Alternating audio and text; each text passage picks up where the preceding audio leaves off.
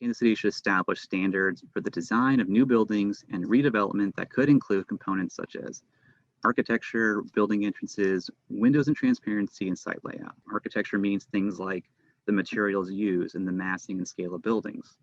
Building entrances, it could be the location, it could be components associated with that, like coverings and access to it, the way it interacts with the sidewalk or the street.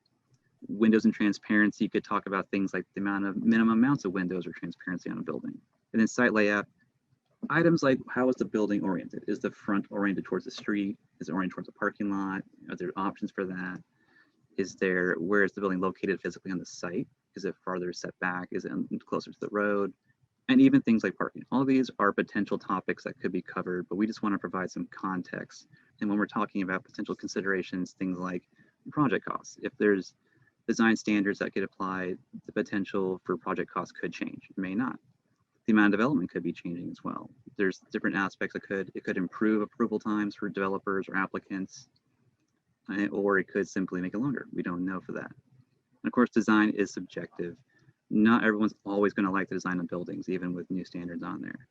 The good news is that there's providing some level of common standards probably helps the process for applicants and neighborhood groups when something gets proposed, and hopefully prevents a situation where the same building and same land use is being designed very differently just in different parts of town. And I want to just cover this statement one more time before we vote.